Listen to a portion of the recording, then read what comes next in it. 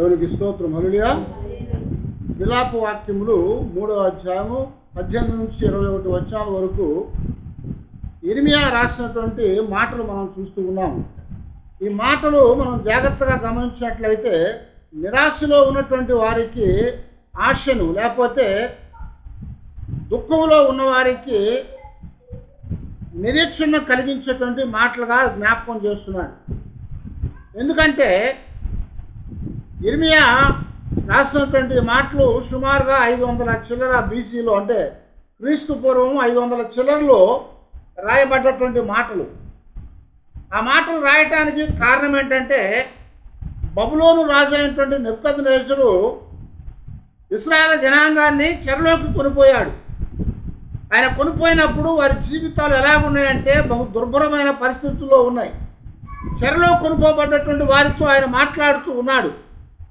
అయితే అక్కడ రాస్తున్నాడు కదా, ఆయన దుఃఖాన్ని ఆపుకోలేక యెరూషలేము పట్టణము, దేవుని యొక్క దేవాలయము, ఇశ్రాయేలు యొక్క జీవితాలు అనేవి ఎంత దుర్భరమైన పరిస్థితుల్లో ఉన్నవో వాటిని గమనించినటువంటి ఇర్మియా ఆయన దుఃఖపడుతూ కన్నీరు గారుస్తూ ఈ మాటలు రాశాడు. అందుకొరకే ఇర్మియాకి ఇవ్వబడేటువంటి ఒక బిరుదు, పేరు ఏంటయ్యా అంటే కన్నీటి ప్రవక్త అని పిలుస్తారు ఆయన్ని.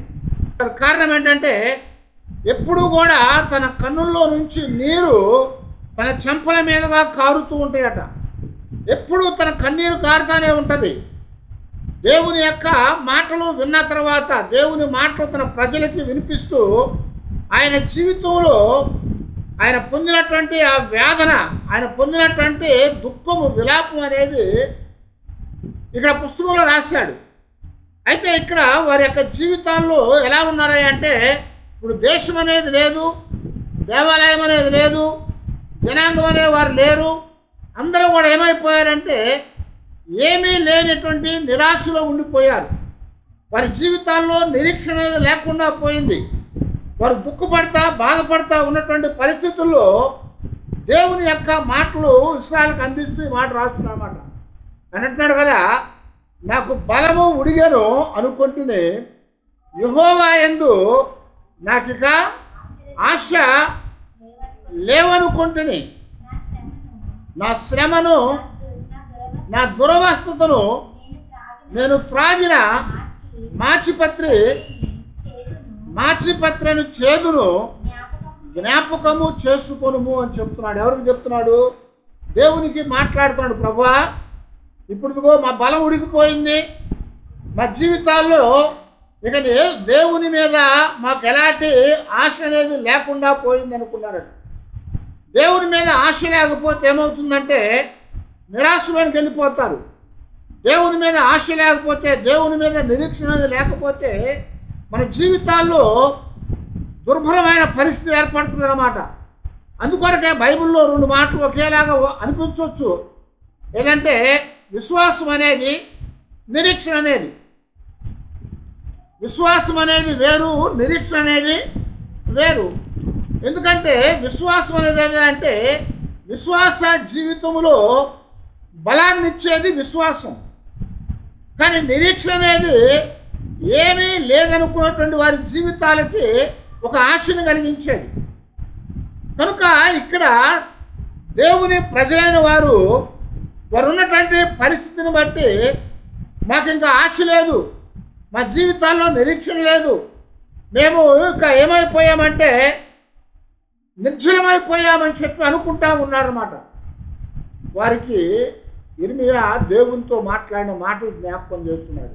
నా శ్రమ, నా దురవస్థత, నేను తాగినటువంటి మాచపత్రి అనేటువంటి ఆ చేదట. చేదు అనేది చాలా అసహ్యాన్ని కలిగించేది. చేదు అనేది అది నోరు తట్టుకోలేనటువంటిది. అయితే ఆ చేదు ఏం చేస్తుంటే పూర్వకాలాల్లో ఆపరేషన్ చేసేటప్పుడు, కొత్తగా ఆపరేషన్ చేయటం ప్రారంభించినప్పుడు వాళ్ళకి అప్పట్లో మొత్తం అనేది లేదు. శరీరం గాయం చేసినప్పుడు బాధ కలుగుతుంది. ఆ బాధ లేకుండా ఉండటానికి ఏం చేసేవారంటే బాగా చేదనే తీసుకొచ్చి వాళ్ళకి తాగించేవారు. ఎప్పుడైతే ఈ మాచపత్రి అని పిలువబడేది చాలా భయంకరమైనటువంటి చేదు అన్నమాట. ఆ చేదుని ఇంకా ఏది కూడా తట్టుకోలేదు.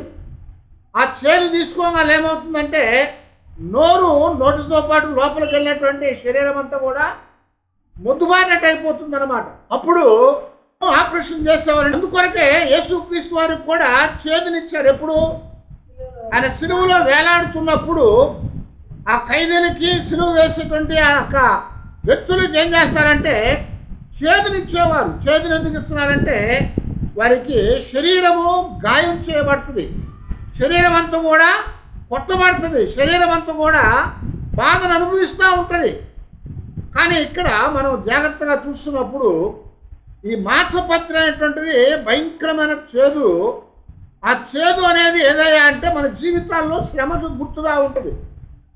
ఇక్కడ శ్రమ అంటున్నాడు, దురవస్థ అంటున్నాడు, నేను తాగినటువంటి మాంసపత్రి చేదు అని చెప్తున్నాడు అనమాట. ఈ శ్రమ కొంత వరకు తట్టుకోగలుగుతాం, అది మించిపోయినాక దుర్వస్థత, దానిని తట్టుకోవడం కొంచెం ఇబ్బందిగా ఉంటుంది.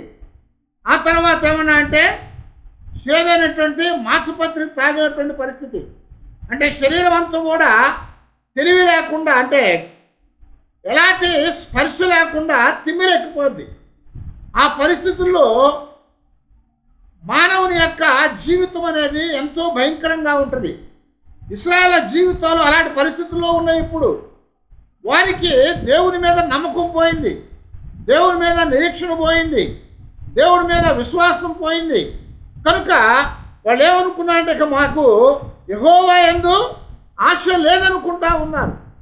ఆశ లేదనుకుంటూ చెప్తున్నారు కదా, నా శ్రమ, నా దురవస్థ, నేను తాగినటువంటి మాంసపత్రి చేదును నేను జ్ఞాపకము చేసుకో అని చెప్తున్నాను. నేను దాన్ని జ్ఞాపకం చేసుకో, ఎందుకంటే ఎడతెగక నా ఆత్మ వాటిని జ్ఞాపకము చేసుకొని నాలో కృంగుచున్నది అని చెప్తున్నాడు.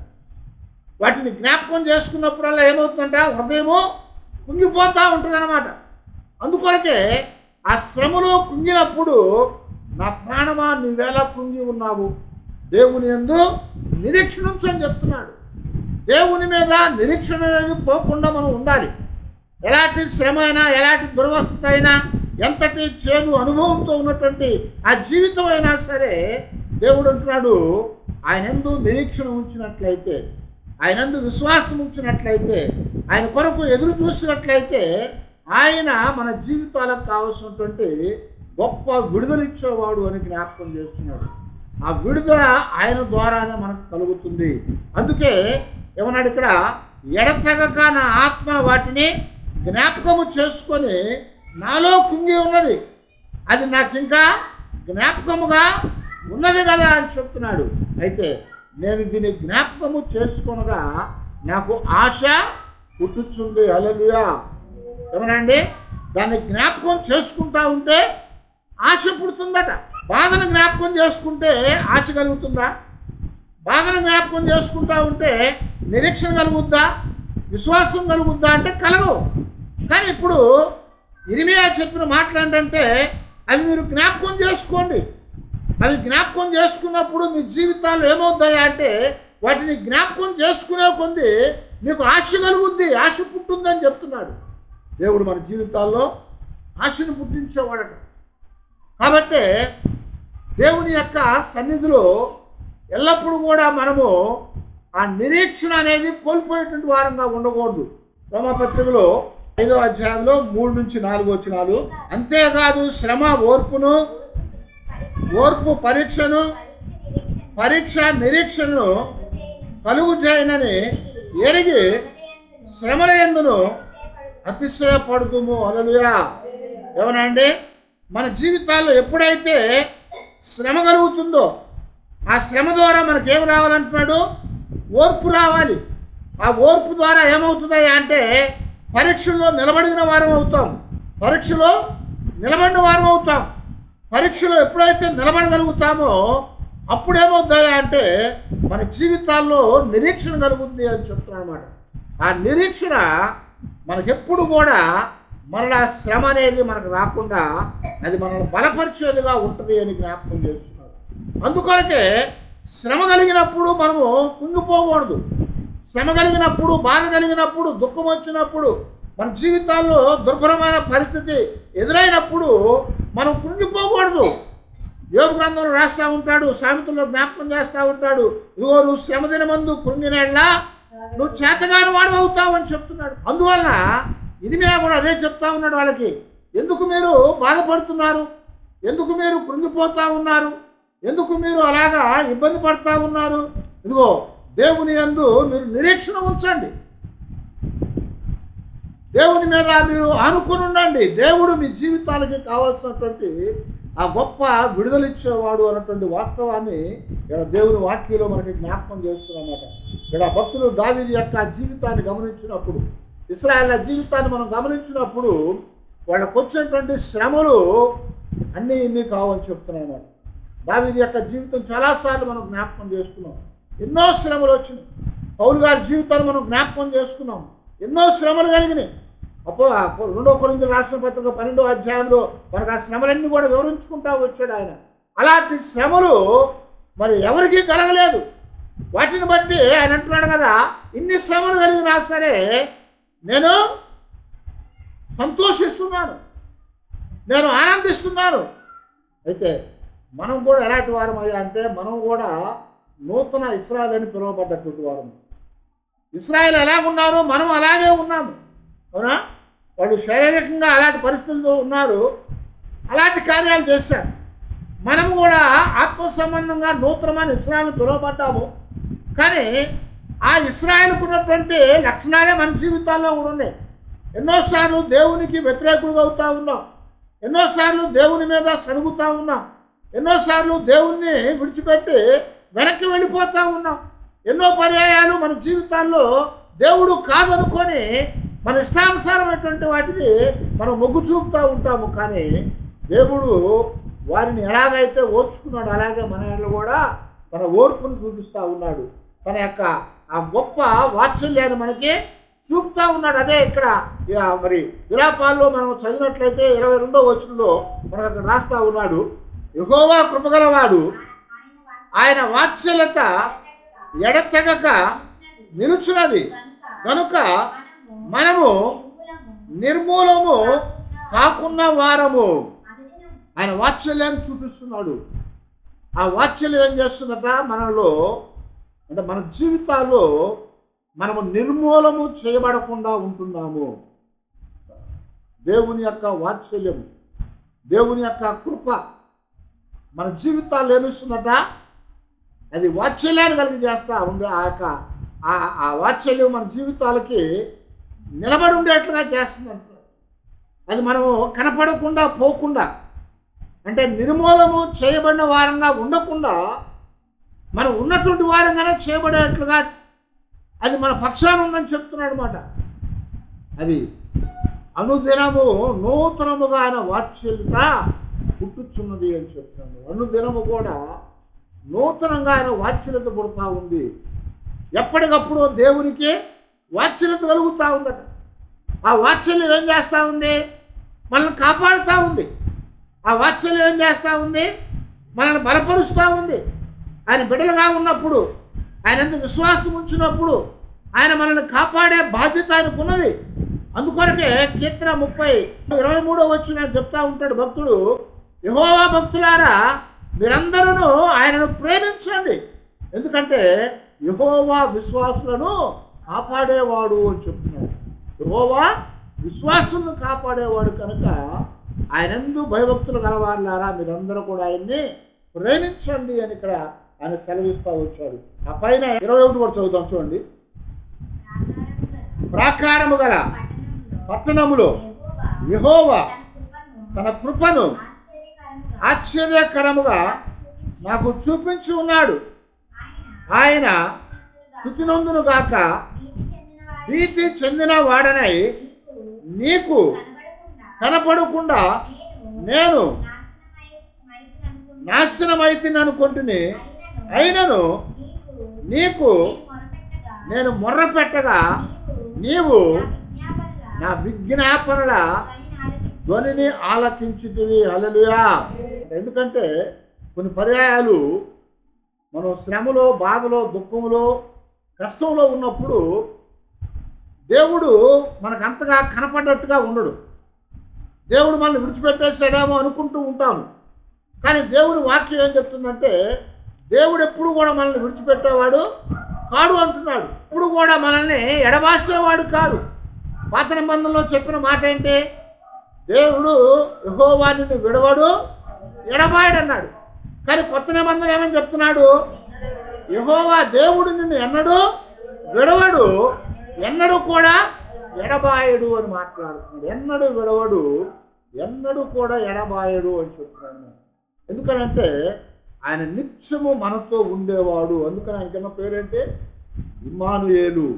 ఇమ్మానుయేలు అనే అర్థం ఏంటంటే దేవుడు మీకు తోడై ఉన్నాడు. మనం ఏ పరిస్థితుల్లో ఉన్నా సరే దేవుడు మనతో ఉన్నాడు అని చెప్తున్నాడు అన్నమాట. మనుషులు ఉంటారు, స్నేహితులు ఉంటారు, కుటుంబం ఉంటుంది. ఒక్కోసారి ఎలా ఉంటుందయ్యా అంటే శ్రమ కలిగినప్పుడు ఒక్కడు కూడా మన పక్కన ఉన్నాడు. బాధ కలిగినప్పుడు ఎవరు కూడా మనల్ని ఆదరించేవారు ఉండరు. మన జీవితాల్లో ఇబ్బంది రాగానే మనల్ని పట్టించుకునేవాడు ఉండరు. ఎందుకనంటే అది మానవ సంబంధమైనటువంటి బంధం. అది మానవ సంబంధమైన బంధం. కానీ దేవుని యొక్క బంధం అనేది దానికి భిన్నమైనటువంటిది. దేవుని యొక్క బంధం అనేది దానికి భిన్నమైంది. కనుక దేవుడు ఎలాంటి పరిస్థితుల్లో మనం ఉన్నప్పటికీ మనల్ని విడిచిపెట్టేవాడు కాదు. మనం చాలా విషయాలు మనం బైబిల్లో వింటూ ఉన్నాము. తప్పిపోయిన కుమారుడు విషయంలో ఆ డబ్బు తీసుకుని వెళ్ళంగానే ఎంతోమంది స్నేహితులు వాడితో పాటు ఉన్నారు, వాడితో పాటు వెంబడించారు. నువ్వేరా మాకు దేవుడు అన్నారు, నువ్వేరా మాకు మంచి ఫ్రెండ్వి, నీకంటే మించిన స్నేహితుడు ఇంకొకడు లోకంలో లేడురా అని చెప్పారు. కానీ ఆ డబ్బు తరిగిపోయే కొంత ఏమైపోయింది, ఒక్కొక్కడు విడిచిపెట్టిపోయారు. చివరికి ఎలాంటి పరిస్థితుల్లోకి వెళ్ళాడట? తిండికి లేక పందుల పొట్టు తింటానికి కూడా ఆయన సిద్ధమైపోయినటువంటి పరిస్థితి ఏర్పడింది. అప్పటికి తిన్నవాడు ఎవడైనా వచ్చి అరే ఈ పూట మా ఇంట్లో తినన్నాడా? లేదు. అయితే దేవుడు అంటున్నాడు కదా, మనము ఎలాంటి పరిస్థితుల్లో ఉన్నా ఆయన మనల్ని విడిచిపెట్టేవాడు కాదు. అందుకనే దేవుడే మనకి నిరీక్షణకు ఆధారం అని చెప్తున్నాడు. యోబు గ్రంథం 17వ అధ్యాయము 15వ వచనంలో నాకు నిరీక్షణ ఆధారం ఏది? నా నిరీక్షణ ఎవనికి కనబడును? ధూళిలో విశ్రాంతి దొరకగా అది పాతాళపు అడ్డకమ్ముల యొద్దకు దిగుచున్నది అంటున్నాడు. అక్కడ ఏమనుకున్నాడు యోబు? యోబు జీవితంలో అన్నాడు కదా, నాకు నిరీక్షణకు ఆధారం ఏదంటున్నాడు. నా నిరీక్షణకు ఆధారం ఏది? నా నిరీక్షణ ఎవరికి కనపడుతుందంటున్నాడు. కానీ దావీదు ఏమన్నాడు? నా నిరీక్షణ ఆధారము నీవే, నా నిరీక్షణ ఆధారము నీవే అని చెప్తున్నాడు. దేవుని యందు నిరీక్షణ ఉంచాడంటే దానికి ఆధారము నీవే అంటున్నాడు. ఆధారం అనేది లేకుండా ఏది కూడా నిలబడదు. అవునా? ఆధారం లేకుండా ఏది నిలబడదు. మనం నిలబడాలంటే ఆధారం కింద ఆధారం ఉండాలి. గాల్లోకి ఇసిరేసినటువంటి ఏ వస్తువు అయినా సరే కిందకి ఎందుకు వచ్చి పడతా ఉందంటే అది నిలబడటానికి ఆధారం లేదు, ఆధారం లేదు.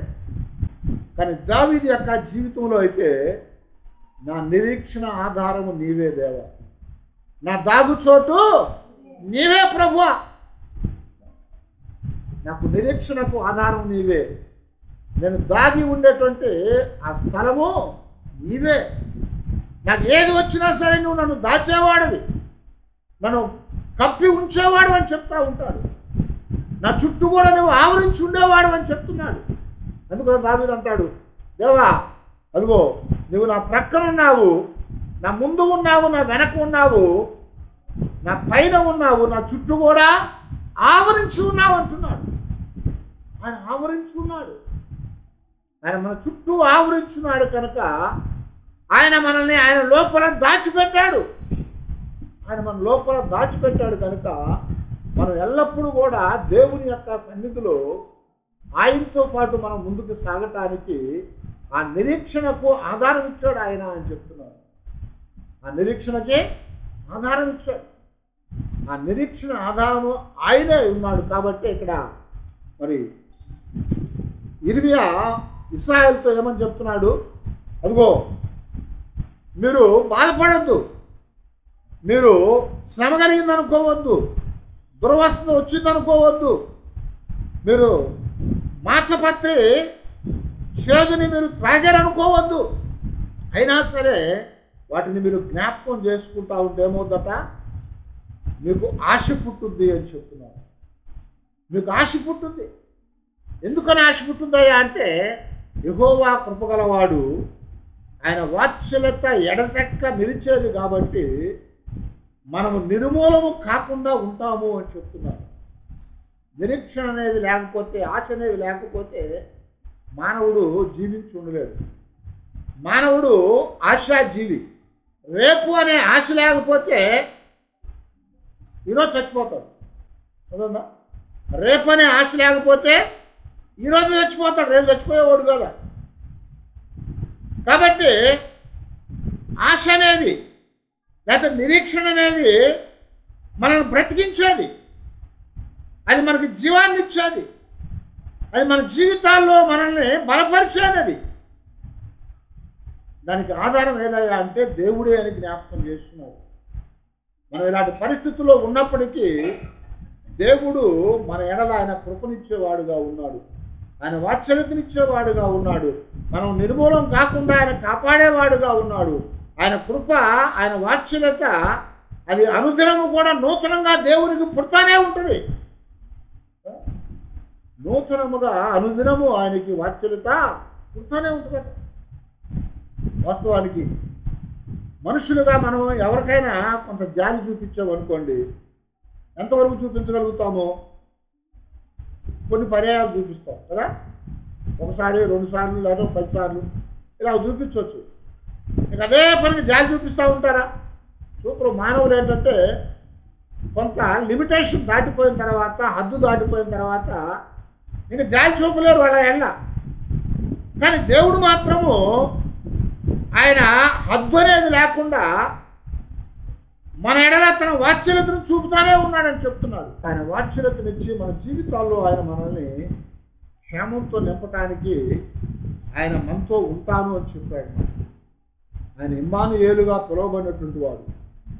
ఆ యొక్క ఇర్మియా ఇశ్రాయేలుతో ఆ శ్రమలో ఉన్నటువంటి వారిని, బాధలో ఉన్నటువంటి వారితో మాట్లాడుతూ, మీరు బలం ఉడికిపోయింది అనుకోవద్దు, అదో మీకు దేవుని మీద ఆశ లేదనుకోవద్దు, శ్రమ కలిగింది అనుకోవద్దు, దుర్వస్థితిలో ఉన్నాం అనుకోవద్దు, మాంసపత్రి తాగినటువంటి ఆ చేదు అనుభవం నీ జీవితంలో ఉందనుకోవద్దు. కానీ దేవుడు మాత్రం నీకు ఆశను పుట్టించేవాడు. దేవుడు నీకు ఆ శ్రమలోనే విడుదలనిచ్చేవాడని చెప్తున్నాడు. అందుకనే కొరింథీయులు రాసిన పత్రికలో 2వ కొరింథీ పత్రిక 4వ అధ్యాయంలో 8వ వచనం నుంచి మనం 16 నుంచి రాస్తున్నాడు కదా. మా జీవితాల్లో మాకు ఎక్కడికి పోయినా సరే శ్రమ కనపడతా ఉంది. ఎక్కడికి వెళ్ళినా ఇరికించబడిన వారం కాను. శ్రమ వచ్చినా కానీ మేము పట్టబడతలేదు. అపాయంలో ఉన్నా సరే దేవుడు మాకు ఉపాయం లేకుండా చేయలేదు. మా జీవితాల్లో పడద్రోయబడ్డప్పటికి కూడా నశించినటువంటి వారంగా లేము. కారణం ఏంటంటే యేసు యొక్క జీవము మా యొక్క శరీరమందు ప్రత్యక్షం చేయబడతా వచ్చిందని చెప్తున్నాను. యేసు యొక్క జీవము మా శరీరములో ప్రత్యక్షం చేయబడతా ఉంది. అందువలన మేము ఎప్పటికి కూడా భయపడే వారం కాము అని చెప్తూ ఈ మాట అంటారన్నమాట. మేము అధైర్యపడము. మా బాహ్య పురుషుడు కృషించుచున్నా సరే మా అంతరంగ పురుషుడు దినదినము కూడా నూతన పరచబడతా ఉన్నాడు. ఎందుకనంటే కనపడేవన్నీ కూడా వాస్తవాలు కాదు, కనపడినవన్నీ కూడా లేనటువంటివి కాదు అని చెప్తున్నారు. కనపడితే రుజువుగా మనకు ఉంది, కనపడకపోతే లేదు. అందువలన ఒకవేళ మన జీవితాల్లో ఆ బాధ కనపడతా ఉండొచ్చేమో, లేకపోతే ఆ ఇబ్బంది కనపడతా ఉండొచ్చేమో, కానీ వాటన్నిటిలో నుంచి దేవుడు మనల్ని విడిపించేవాడు కనుక మీరు ఎప్పటికి కూడా మరి బాధపడొద్దు అని చెప్పి ఇశ్రాయేలుతో ఇర్మియా జ్ఞాపకం చేస్తున్నాను. ఆయన జ్ఞాపకం చేస్తూ ఈ మాట చెప్తాడు, మీరు అదో శ్రమలో మీకు నిరీక్షణ కలిగించేవాడు ఆయనే, బాధలో మీకు నెమ్మదినిచ్చేవాడు ఆయనే. ఎలాంటి పరిస్థితుల్లో అయినా సరే మీకు తోడుగా ఉండి మిమ్మల్ని లేవనెత్తేవాడు ఆయనే అని జ్ఞాపకం చేస్తున్నాడు. నిత్యము మనకు కావలసినటువంటి ఆధారాన్ని ఇచ్చేవాడు ఆయనే. అబ్రహాం విషయంలో చక్కటి మాట హెబ్రీ పత్రికలో రాయబడతా ఉంటుంది. నిరీక్షించడానికి ఆధారం లేనప్పుడు అబ్రహాం ఏం చేశాడంట, ఎక్కడికి వెళ్ళాలో తెలియక దేవుని పిలుపు మేరకు ఆయన బయటకు వచ్చిన రాస్తున్నాడు. ఎక్కడికి వెళ్ళాలో ఎరగక విశ్వాసమును బట్టట ఆయన దేవుని పిలుపు మేరకు నిరీక్షణ గలవాడై బయటకు వచ్చాడని రాస్తున్నాడు. ఎందుకనంటే దేవుడు రమ్మని చెప్పాడు, వచ్చేసాడు. తండ్రి ఇంటిని తండ్రి దేశాన్ని విడిచిపెట్టమన్నాడు, విడిచిపెట్టేశాడు. ఎక్కడికి వెళ్ళాలి, ఎప్పుడు వెళ్ళాలి, మరి అక్కడ ఎలా ఉంటుందన్న విషయాలు ఏమి కూడా అబ్రహాముకి దేవుడు చెప్పలేదు. కానీ దేవుని యందు నమ్మకముతో విశ్వాసముతో ఆయన బయటకు వచ్చాడు. నిరీక్షించడానికి ఆధారం లేనప్పుడు, విశ్వాసం ఉంచడానికి ఆధారం లేనప్పుడు ఆయన దేవుని మీద విశ్వాసం ఉంచాడు. అది అతనికి ఏం చేయబడింది, నీతిగా ఎంచబడింది, నీతిగా ఎంచబడింది అని రాస్తుంది. కనుక ఇర్మియా ఇశ్రాయేలుతో చెరలో ఉన్నటువంటి బబులోను చెరలో ఉన్నటువంటి వారితో మాట్లాడుతూ, మీ జీవితాల్లో ఎలాంటి పరిస్థితుల్లో ఉన్నా సరే, శ్రమలో ఉన్నా సరే, దురవస్థతలో ఉన్నా సరే, మాచపత్రి చేదును తాగినట్లుగా ఉన్నా సరే, దాన్ని ఒకసారి మీరు జ్ఞాపకం చేసుకుంటే మీకు ఆశ పుట్టుద్ది అన్నమాట. ఆశ పుట్టుద్ది. ఆ ఆశ మనల్ని ఎక్కడికో తీసుకురాదు. బబులోనులో ఉన్నటువంటి ఇశ్రాయేలుతో ఇర్మియా మాట్లాడి చెప్తారు, అదిగో మీరు మాత్రము ఎలాంటి పరిస్థితి వచ్చినా సరే మీ ఆశని పోగొట్టుకోవద్దు, ఆశగా ఉండండి, నిరీక్షణగా ఉండండి, దేవుని మీద నమ్మకాన్ని ఉంచండి. దేవుడు మీకు సహాయం చేసేవాడు, దేవుడు మీకు వాత్సల్యాన్ని ఇచ్చేవాడు. ఈరోజు ఇచ్చాడు కదా అయిపోయింది అనుకోవడానికి వీల్లేదు. అది దినదినము కూడా నూతనముగా పుట్టించబడతా ఉంది దేవునికి. అది మనం పొందే వరకు మన జీవితాల్లో మనం ధైర్యంగా ఉండాలి. అనుకున్నాడు, నీవు ఎంతైనా నమ్మదగిన వాడు ప్రభువా అంటున్నాడు. దేవుడు ఎంతైనా నమ్మదగిన వాడు. కనుక ప్రియ దేవుడు వెళ్ళారా, కొన్ని పర్యాయాలు మన జీవితాల్లో మనం తట్టుకోలేనటువంటి పరిస్థితులు మనకు ఎదురవుతున్నాయి అనుకోవచ్చేమో, కానీ దేవుని వాక్యం ఇక్కడ జ్ఞాపకం చేస్తుంది. ఇశ్రాయేళ్ల జీవితాల్లో జరిగినటువంటి వాటికంటే, దావీదు జీవితంలో జరిగిన వాటికంటే, పౌలు గారి జీవితంలో జరిగిన వాటికంటే మనకి కలిగేవి ఏమాత్రం కావు కదా. ఒకవేళ ఏదైనా వచ్చినా సరే కొరింథీ పత్రికలో పౌలు గారు చెప్తూ ఉంటాడు, యేసుక్రీస్తు వారు ఆయన మనకంటే ముందుగా అన్ని విషయాల్లో మనతో సహా అనుభవాన్ని పొందాడు. కాబట్టి ఎవరు ఏ శ్రమలో ఉన్నా సరే, ఎవరు ఏ శోధనలో ఉన్నా సరే, ఎవరు ఏ బాధలో ఉన్నా సరే వారికి సహాయం చేయటానికి మార్గము ఎరిగినవాడు, మార్గాన్ని తెలిసినటువంటి వాడు, ఆయనే మార్గం అయినటువంటి దేవుడు.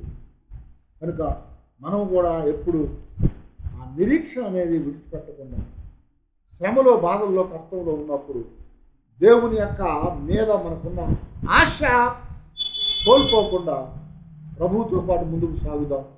అలాంటి కృపా దేవుడు మనకు అనుగ్రహించి మనల్ని దీవించి బలపరిచి నడిపించిన దాకా ఆమె తల వచ్చి ప్రార్థించుకుంటాం.